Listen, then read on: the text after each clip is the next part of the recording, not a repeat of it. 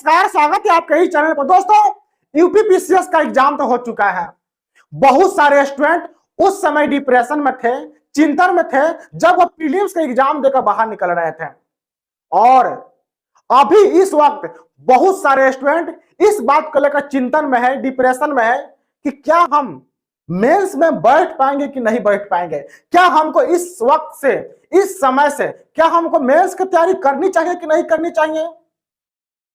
और इसी वीडियो में हम आपको यह भी बताने वाले हैं कि यूपीपीसीएस में अभी एक बहुत ही गंभीर आंकड़ा निकल कर आया है। वह कौन सी आंकड़ा होगा आज हम आपके सामने रखने वाले हैं। लेकिन हमने इसके पहले वाले वीडियो में हमने यूपीपीसीएस पे एक वीडियो बनाया है जिसमें हमने यह चर्चा किया है ना कि किसको मेंस की तैयारी करनी चाहिए, किसको मेंस की तैयारी नहीं करना चाहिए, कट ऑफ क्या रहने वाला है। पूरे रिसर्च के साथ हमने उसमें बताया और जो हमने बताया है ना वही कट ऑफ रहने वाला है। हम जब भी किसी का, देखो आप हम पर विश्वास मत कीजिए। अभी इस वक्त ना बिहार में इलेक्शन होने वाले हैं और अभी हमारे क्लासेस बहुत ज्यादा चल रही है। ऑफलाइन क्लासेस में लोगों के साथ थोड़ा कनेक्ट हमको करना पड़ रहा है, थोड़ा हम इसमें बिजी हो जा रहे हैं। इसलिए इस यूपीपीसीएस पर, बीपीएससी पर, यूपीएससी पर, क्योंकि अभी हमने भी यूपीएससी का मेंस लेकर अभी आकर बैठे ही हुए हैं। लगभग 2 महीना 1.5 महीना हो गया है। अब लगभग कि 15-20 दिन के अंदर उसका रिजल्ट भी आ जाएगा, तो समय नहीं मिल पाता, इसीलिए हमने इस पर चर्चा उतना नहीं कर पाते हम। लेकिन इतना जरूर विश्वास आप हम पर कर सकते हैं कि जब भी हमने कटअप के बारे में बताया ना, वह कटअप लगभग कि 98%, 95% सही ही हुआ है। 1, 2, 3 नंबर का, 5 नंबर का इधर उधर हो जाता है। तो इसका पहले वाला वीडियो में जो हमने आंकड़ा बताया है ना, जो कटअप कितना रहने वाला है, आप जाकर उसको देख लीजिए। 100% उसी के आसपास कटअप रहने वाला है। यदि आपका उसके आसपास नंबर बन रहा है ना, तो आप 100% यूपीपीसीएस के एग्जाम मेंस की तैयारी कर सकते हैं। एग्जाम में बैठिए और धुआं धुआं उड़ा कर आइए। लेकिन आज के इस वीडियो में हम आपको यह बताने की कोशिश कर रहे हैं कि एक बहुत गंभीर आंकड़ा निकल के आ रहा है कि यूपीपीसीएस में बच्चों की संख्या लगातार घटते चली जा रही है। और यह, इसको आप हल्के में मत लीजिए, यह अभी ट्रेंडिंग में चल रहा है। अभी जो है ना, मतलब कि बहुत सारे बच्चे इस पर चिंता जता रहे हैं कि आखिर ऐसा हो क्यों रहा है। सरकार भी इस पर सोच रही है कि आखिर इससे बच्चे इसे दूर क्यों भाग रहे हैं। तो हमने सोचा कि चलो इस पर कुछ हमको बोलना भी चाहिए। तो पहले हम आप लोग को आंकड़ा बताते हैं। देखिए यहाँ पर, देखिए अभी जो 2025 का जो एग्जाम हुआ, जो अभी 2025 का एग्जाम हुआ, लगभग कि इसमें जो कुल विद्यार्थी थे, कुल स्टूडेंट थे जिन्होंने अप्लाई किया, लगभग कि 6,26,000 के आसपास स्टूडेंट अप्लाई किया। उसमें उपस्थित कितने हुए? मात्र 2,65,364 लोग ही उसमें बैठ पाए। कितने बच्चे अनुपस्थिति रहे आप इतना यहाँ पर देख सकते हैं। लगभग कि 3,61,000 बच्चे अनुपस्थित रहे, अब्सेंट रहे।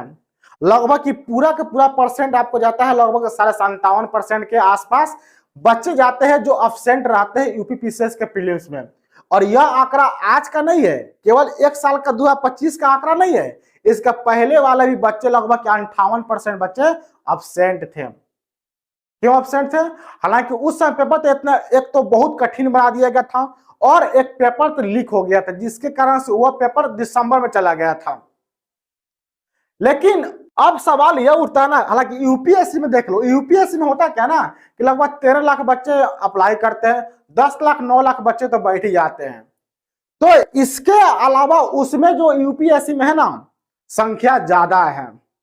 लेकिन सवाल यहाँ पर यूपीएससी का नहीं है, बीपीएससी का नहीं है, सवाल यहाँ पर यूपीपीसीएस का है कि इससे बच्चे दूर क्यों भाग रहे हैं। अगर हम 2024 का आंकड़ा उठाकर देखें हम, तो वहां पर देखिए लगभग कि यहाँ पर 5,76,000 बच्चे यहाँ पर बैठे हुए थे, अप्लाई किए थे।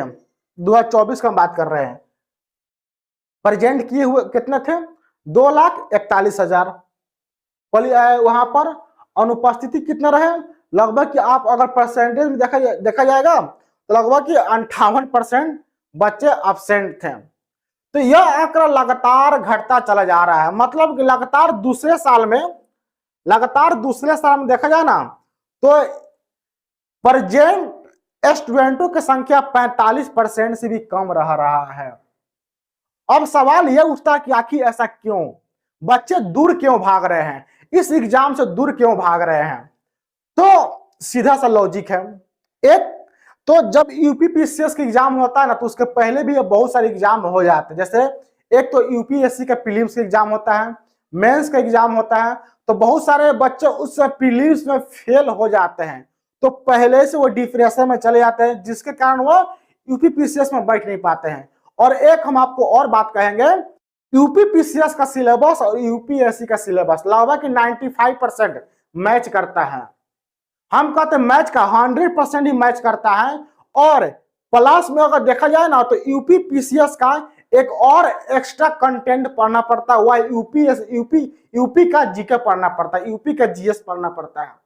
तो एक तो यूपीएससी के पूरा सिलेबस पढ़िए यूपीपीसीएस में, और एक आप जीएस पढ़िए खुद यूपी का, तो डबल कंटेंट हो जाता है। यूपीएससी से ज्यादा मेहनत आपको हमको लगता है कि यूपीपीसीएस के बच्चे करते हैं।